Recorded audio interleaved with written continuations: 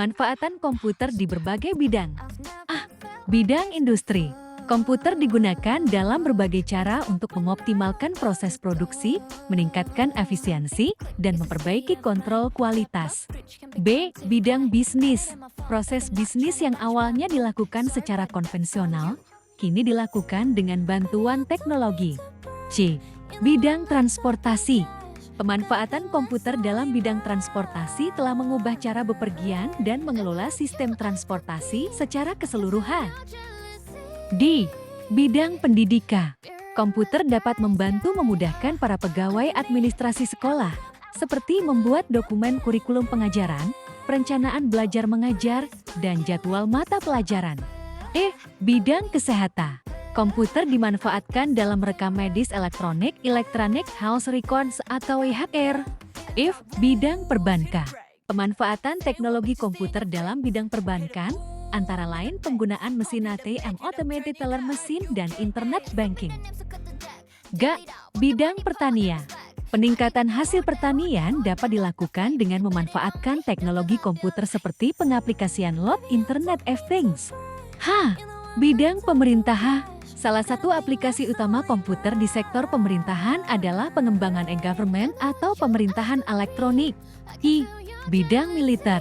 Pada bidang militer, komputer digunakan untuk mengendalikan senjata atau peluru kendali. Jenis-jenis media sosial. A. Menurut Kaplan dan Keller, social networks adalah platform online yang memungkinkan pengguna untuk terhubung dengan orang lain dan berinteraksi melalui berbagai fitur seperti profil pengguna, pesan langsung, dan berbagai konten. 2. Online communities and forum adalah platform di mana pengguna dapat berkumpul secara online untuk berbagi informasi, mendiskusikan topik tertentu atau berinteraksi satu sama lain dalam konteks terstruktur. 3. Blog. Biasa digunakan secara pribadi untuk memberikan informasi atau sekedar opini terhadap suatu hal. B. Berdasarkan fitur dan kegunaannya. 1. Forum diskusi merupakan salah satu jenis media sosial perintis pada masa awal mula berkembangnya internet. 2. Relationship networks merupakan jenis media sosial yang paling populer saat ini. 3. Social publishing platforms berfokus kepada fitur membagikan artikel yang ditulis oleh para pengguna. 4. Media sharing networks dibuat dengan tujuan untuk saling berbagi informasi dan konten khusus antar pengguna, misalnya foto atau video.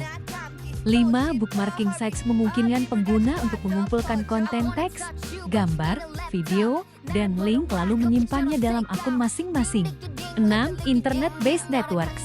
Media sosial digunakan untuk melakukan interaksi sosial maupun sebagai bisnis jual beli. 7.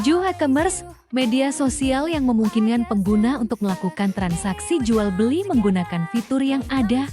8. Online reviews, media sosial yang berbasis lokasi menggunakan teknologi geolocation. C. Menurut Kaplan dan Haley, 1. Situs jejaring sosial social network sites adalah jenis media yang memungkinkan pengguna untuk terhubung dengan orang lain melalui pembuatan profil pribadi. 2. Komunitas konten content communities adalah jenis media sosial di mana pengguna dapat berbagi, mengunggah, dan menemukan berbagai jenis konten media, seperti video, gambar, artikel, e-book, dan lain-lain. 3. Blog dan microblog adalah jenis media sosial di mana pengguna dapat mengekspresikan diri, berbagi informasi, dan berinteraksi dengan orang lain melalui tulisan singkat atau postingan. 4. Proyek kolaborasi collaborative projects. Situs ini memungkinkan pengguna untuk dapat mengubah, menambah, atau menghapus konten-konten yang tersedia pada website tersebut. 5. Virtual game worlds.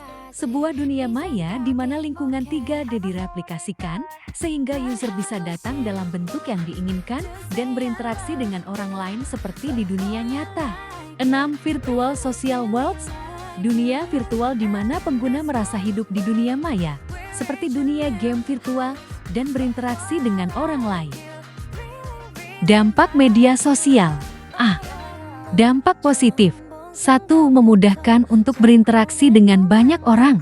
2. Memperluas pertemanan. 3. Tidak terbatas pada jarak dan waktu. 4. Mudah untuk melakukan ekspresi diri. 5. Penyebaran informasi dapat berlangsung secara cepat. 6. Biaya komunikasi menjadi lebih murah.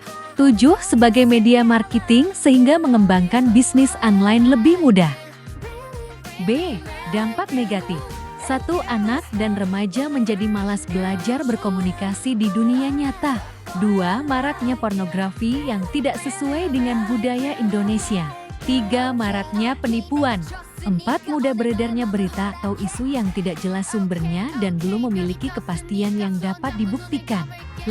Remaja dan anak dengan mudahnya menggunakan bahasa yang tidak sopan atau tidak sesuai dengan norma dalam penggunaan media sosial. 6. Maraknya pelanggaran privasi. Karakteristik media sosial. A. Jaringan merupakan infrastruktur yang menghubungkan antara komputer dengan perangkat keras lainnya.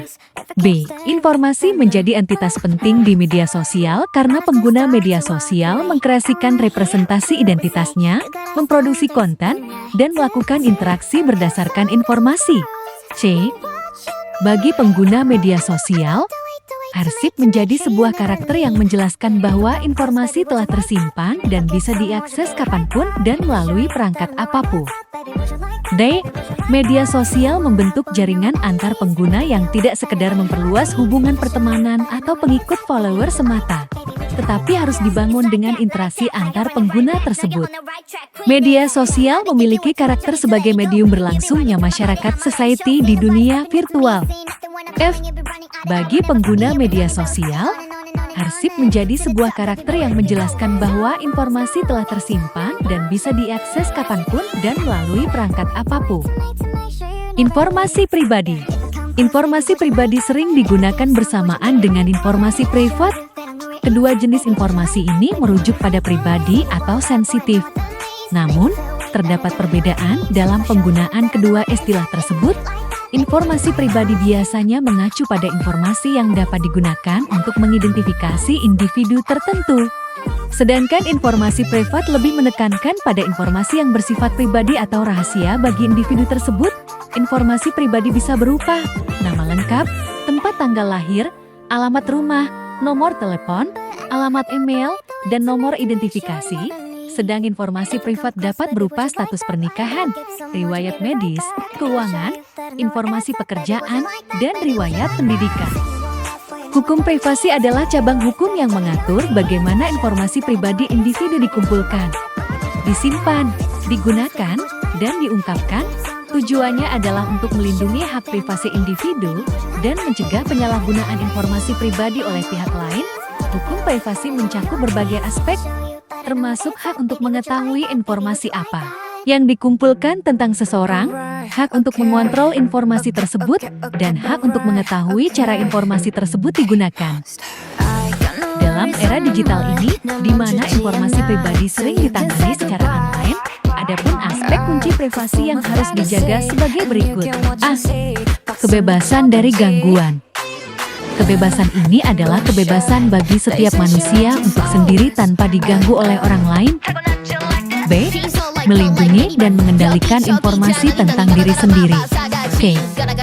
Bebas dari pengawasan, diikuti, dilacak, diawasi, dan disadap. Pengumpulan informasi yang tidak terlihat atau tanpa sepengetahuan pemilik informasi merupakan pelanggaran privasi yang serius. Persetujuan penggunaan adalah prinsip penting dalam hukum privasi, di mana pengguna harus memberikan persetujuan yang jelas dan informatif sebelum data pribadi mereka dikumpulkan, digunakan, atau diungkapkan. Misalnya sebuah perusahaan menawarkan aplikasi gratis yang mengubah kursor peramban web menjadi karakter kartun. Jutaan orang menginstal program tersebut, tetapi kemudian diketahui bahwa ternyata program tersebut mengambil data situs web yang dikunjungi penggunanya bersama nomor identifikasi pengguna dan mengirimkannya ke perusahaan. Hal ini tentu saja melanggar privasi informasi. Masalah informasi pribadi sering muncul di berbagai sumber. Rekam medis kesehatan.